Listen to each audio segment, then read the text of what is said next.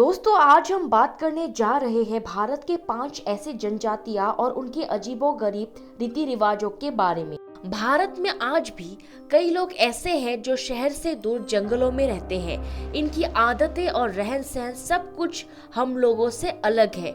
Hello दोस्तों, mysterious universe में आपका स्वागत है। अगर आपने हमारे इस चैनल को अभी तक सब्सक्राइब नहीं किया है तो सब्सक्राइब कर ले और पास वाले इस लाल बटन को भी जरूर हिट करें हर रोज इस तरह के नॉलेजेबल और इंटरेस्टिंग वीडियोस देखने के लिए। भारत के अंडमान और निकोबार द्वीप समूह की एक प्रमुख जनजाति है जारवा। वर्तमान समय में इनकी संख्या 250 से लेकर 400 तक अनुमानित है, जो कि अत्यंत कम है। जारवा लोगों की त्वचा का रंग एकदम काला होता है और कद काफी छोटा होता है। करीब 1990 तक जारवा जनजाति किसी की नजरों में ही नहीं आई थी और एक अलग तरह की जीवन जी रही थी।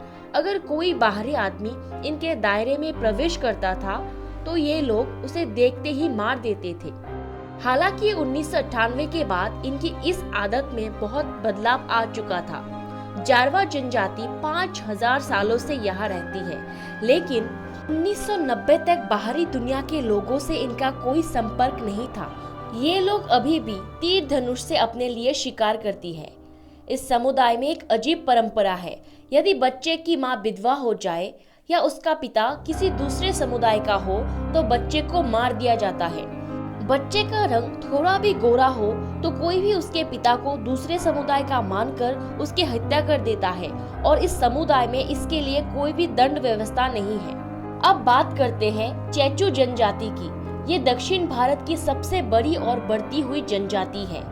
आंध्र प्रदेश में पाई जाने वाली इस जनजाति में अपनी मर्जी से वर वधू का चुनाव करने की आजादी है। सबसे अहम बात यह है कि तलाक की स्थिति में आपसी सहमति को ज्यादा महत्व दिया जाता है, जो कि आम समाज में अभी भी कम देखने को मिलता है। एक और ध्यान देने योग्य बात यह है कि इस जनजाति में विधवा का विवाह को बुरा नहीं माना जाता। बात करते हैं संथाल जनजाति की। ये जनजाति झारखंड के ज्यादातर हिस्से तथा पश्चिम बंगाल, ओडिशा और असम के कुछ जिलों में रहने वाली भारत की प्राचीनतम जनजातियों में से एक है।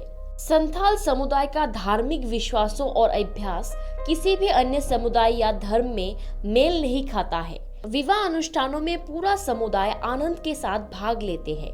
लड़का और लड़की का जन्म आनंद का अवसर है। संथाल मृत्यु के शोक संस्कार को अति गंभीरता से मनाते हैं। भील जनजाति मध्य भारत की एक जनजाति है।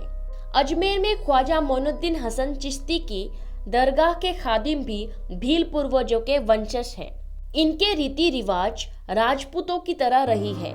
इनमें वधू मूल्य नहीं पाया जाता और ना ही ये भीली भाषा बोलते हैं। इनके चेहरे और शरीर की बनावट कद काठी प्राचीन राजपूतों से मिलती है।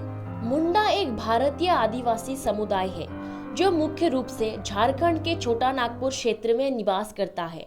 मुंडा संस्कृति की सामाजिक व्यवस्था बहुत ही बुनियादी और सरल है। मुंडाओं के लिए भारतीय जाति व्यवस्था विदेशी है। उनके दफनाए गए पूर्वज परिवार के अभिभावक के रूप में याद किए जाते हैं। दफन पत्थर उनका वंशावली का प्रतीक है। ये पत्थर सुलाकर धरती पर रखी जाती है, पर कब्र के रूप में चिन्हित नहीं होता, बल्कि मृतकों के हड्डियों को इस पत्थर के तहत रखते हैं, जहां पिछले पूर्वजों के हड्डियां भी मौजूद है। जब तक कब्रिस्तान समारोह नहीं होता, तब तक मृतकों के हड्डियों को मिट्टी के बर्तन में रखा जाता है। हर वर्ष में एक बार परिवार के सभी सदस्य अपने श्रद्धांजलि देने के लिए दफन पत्थरों पर जाते हैं और इसे आवश्यक माना गया है। पूर्वजों को याद करने के लिए अन्य पत्थर भी है, जिन्हें मेमोरियल पत्थर कहा जाता है।